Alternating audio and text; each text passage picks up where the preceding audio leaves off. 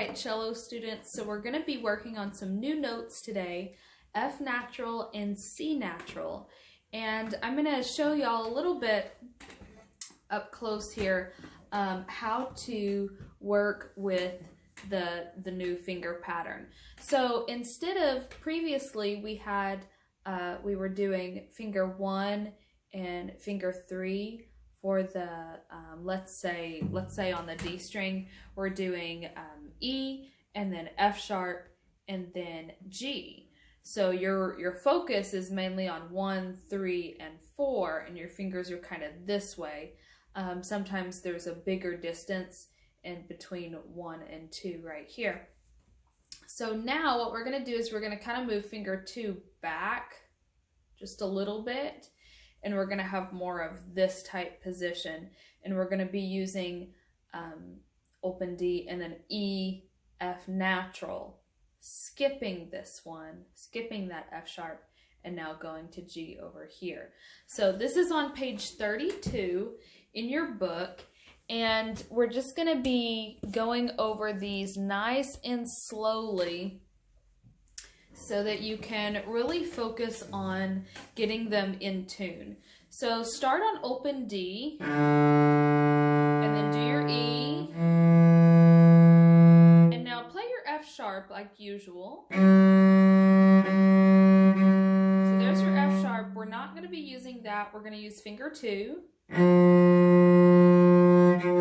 you can hear the difference there. We went down. That's a half step down. So now we have G, E, F.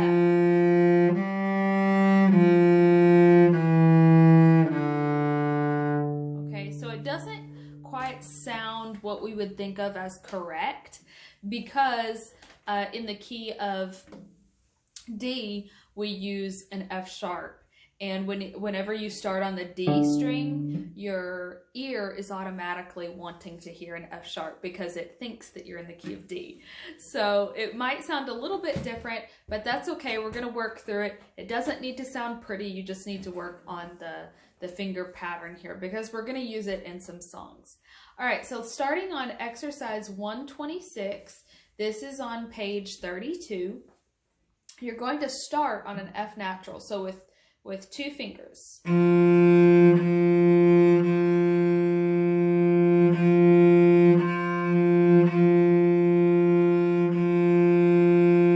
up to E, back to F sharp.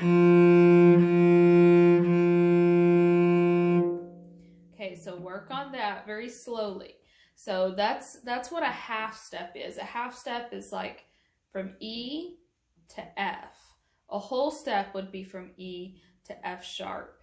And we'll talk a little bit more about those as we go, half steps and whole steps. So just a whole step is 2 of those half steps combined. So let's start here on G. We're going to be on 127 now. So we're on our G, and we're going to play F sharp, and then back to G. So you're doing a half step there from G to F sharp. That's a half step.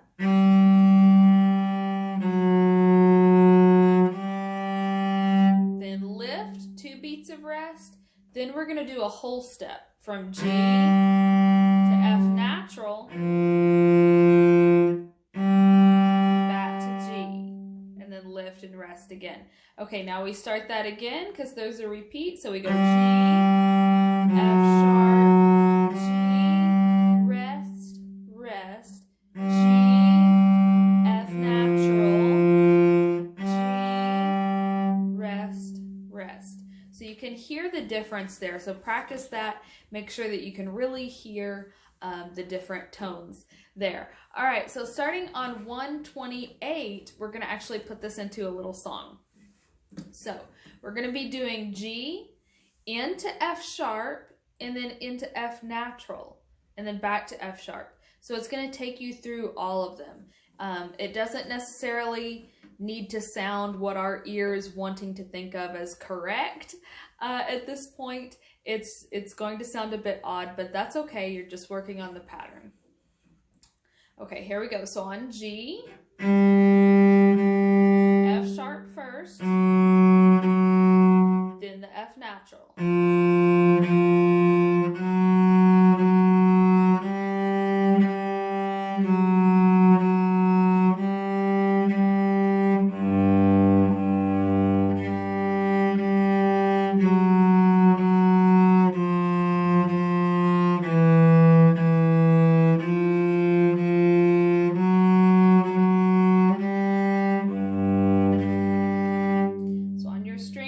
changes there, keep that really smooth. Fingered G, and then open G.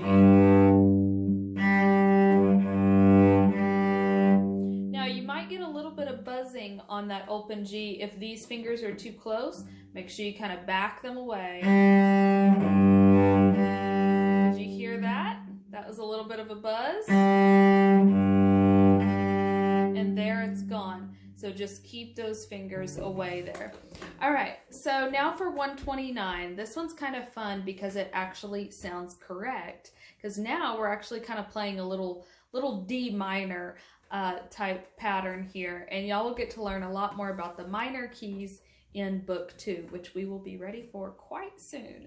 So looking forward to that. Okay, so we're going to start on D. We're using eighth notes here, so we're going to go 1 and 2 and like that. Okay, so we're going to go 1 and 2 and.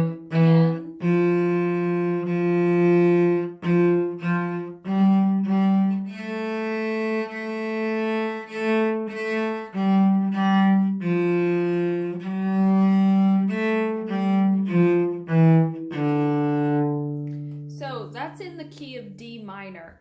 And in D minor, we use a B flat rather than F sharp and C sharp, so it has a whole different sound to it. But you don't have to worry about using a B flat here because you're just doing the first 5 tones.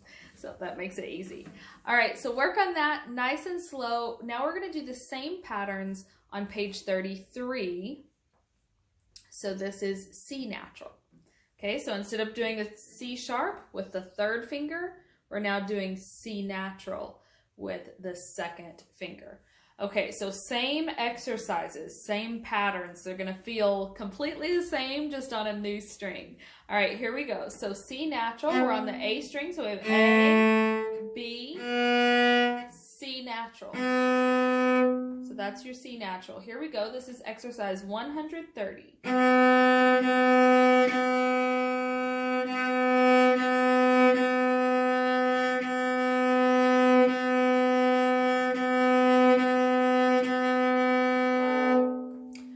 So work on that nice and slow to the point where it will sound very in tune. So you don't want to be hearing something like this.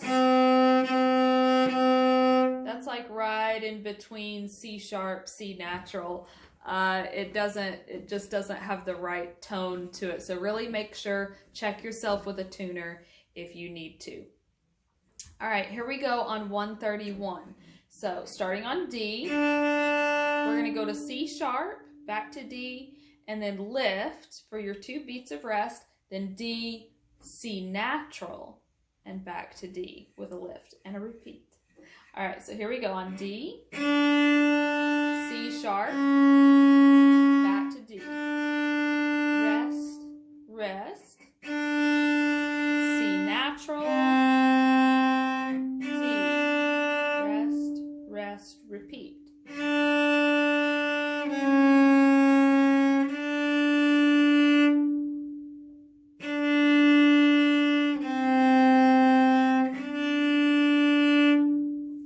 Should sound really smooth and really in tune. If you've got that, you're ready for the next exercise. Now this one shows you chromatics. It's the same thing that we did before. They're just giving you the fancy word for it. So instead of saying half steps, we're going to say chromatics. Okay, but all chromatics are half steps apart. So chromatic notes just have sharps, flats, naturals, to show you we're moving up the chromatic scale or we're coming back down. So this is like a D chromatic scale almost, except that you're not doing like B flats and stuff. We'll work towards that in book 2. Okay, so starting on the D, we're going to go down and get C sharp and then the C natural. So just like exercise 128, on page 32 that we did on the D string. Now we're just doing it on the A string. So starting on D.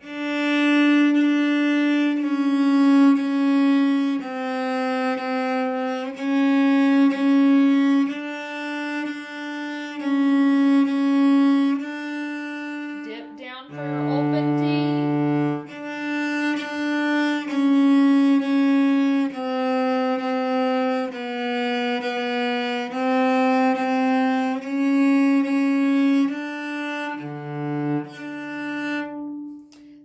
So if you are playing this D and it doesn't sound good with that D, that means either your D string is out of tune, which mine is actually a little bit out of tune right now because that's not matching as correctly as I want it to. But you need to make sure that both of these strings are very in tune. And then when you're playing this high D, this one should actually kind of vibrate on its own if that note is completely in tune. And so then when you play them together, they sound really, really good. So work towards intonation. That's super important when playing chromatics, because when you're playing chromatics, you can really hear each individual tone, and you want those to be very precise. Okay, so exercise 133. It's going to feel just the same as minor details on 129 on the previous page. Okay, so here we go. Starting on the D string with G.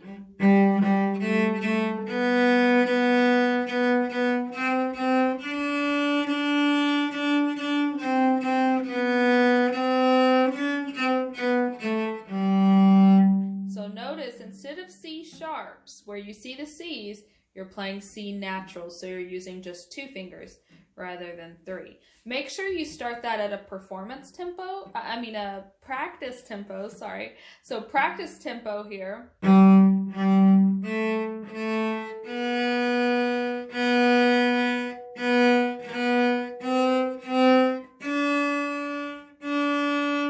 Okay, so make sure you're really working towards intonation and a clear tone with your bow rather than speed there in the beginning. Okay, a fun song to work on these naturals is Bluebird Song 134. Same page. All right, so start on D, and then we go back to B. So it's a pattern of back and forth. D, B, D, B, and then 8th notes. All right, I'll play this slowly for you guys. I know it says Allegro, but it'll be kind of hard for you to see what I'm doing there, so I'll take it slower.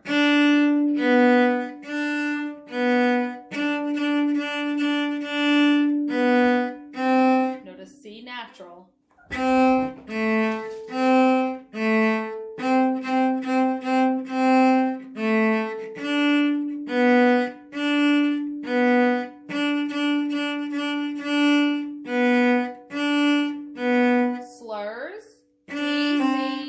And then B, A, then your G. Okay, so that phrase is going to sound like this. Make sure you practice that in steps until it gets really smooth. So it may sound more like, okay,